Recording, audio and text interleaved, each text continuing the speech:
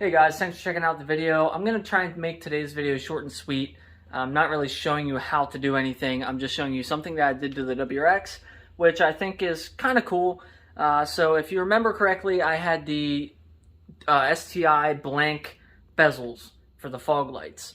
And my car originally came with fog lights and turn signals in the bezels. And I took out the turn signals because I didn't need them with my C lights. And I took out the fog lights so that I could install the STI bezels. After I installed them and I didn't have my fog lights, I was like, this is stupid. I put the fog lights back in. You can still see them through the STI bezels, and when they were on, you could hardly even tell they were on inside the car. So what I ended up doing was just taking the fog lights back out and putting the air ducts in. Factory STI bezel has this air duct where basically where the fog light would go.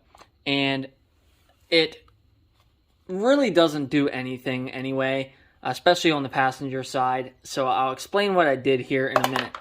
The STI bezels to replace my factory bezels were $30. That's what's left of the STI bezel after I cut it up. But let me show you something. So here's my bezel. This is the factory bezel that came in the car. I reinstalled the fog lights. Here's the thing. This here came from the STI bezel. I cut it out and I welded it in here.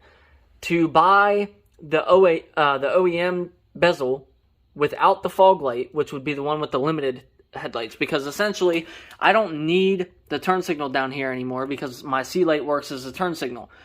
But my bezel had the cutout for the turn signal. So I was going to order the limited bezels, which have the block off plate for the turn signals. And it looks identical to this. The block off is exactly the same. If you look at a limited without the fog lights in the bumper, it looks just like this. The only difference is there's no lines here.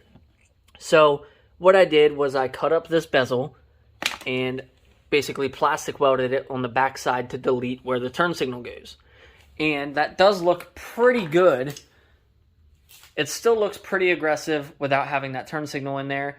And I don't really regret putting these back in and cutting up my STI bezels.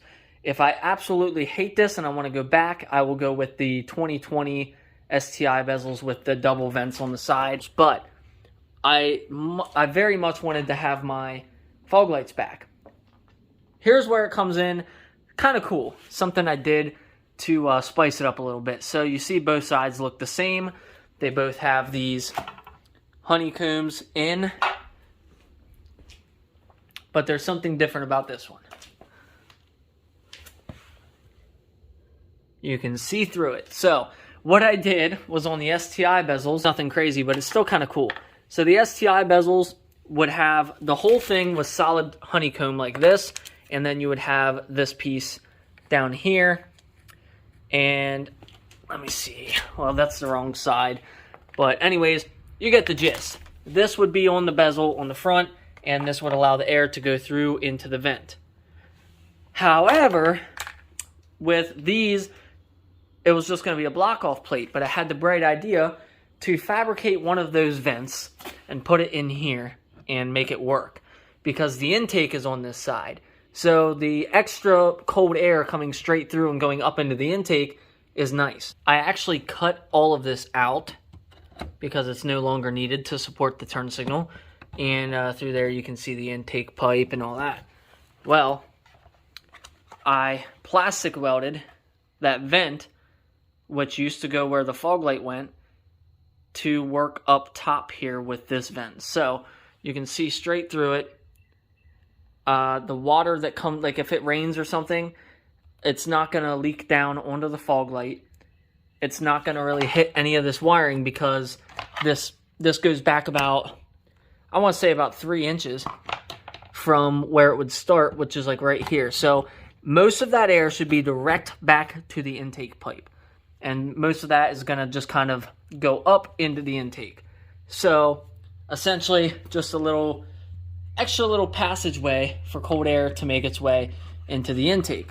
Now the reason this is cool, and the reason I'm so excited about this for no reason at all, is because it literally looks exactly the same on both sides.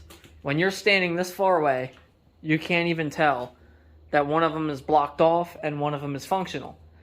The side that is blocked off, there really doesn't need to be any cold air going into that side of the engine anyway. So I think it's cool.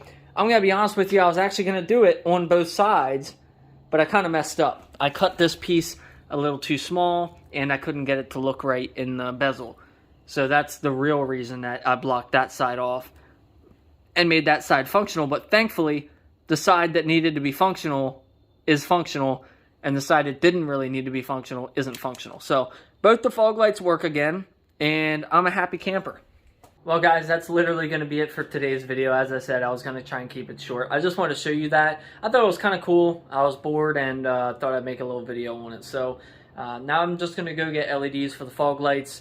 I gave my fiance the LEDs for the cross track, and I'm not going to take them back from her. So I'm going to go find a set of LEDs for these, put them in, and I'm just glad to have my fog lights back. I think it was just stupid in the first place to take fog lights. I don't want to say it was stupid, but I just felt wrong taking factory fog lights off the car to put a blank piece in front of where the fog lights went. I don't know. So yeah, I'm glad to have the fog lights back on the car, and still some functionality for cooling, at least get some colder air into the intake on these hot summer days. And not quite hot summer days yet, but it'll get there. Anyways, guys, I appreciate you checking out the video. I'll have a new one coming out very soon, so I'll see you guys then. Thanks for watching.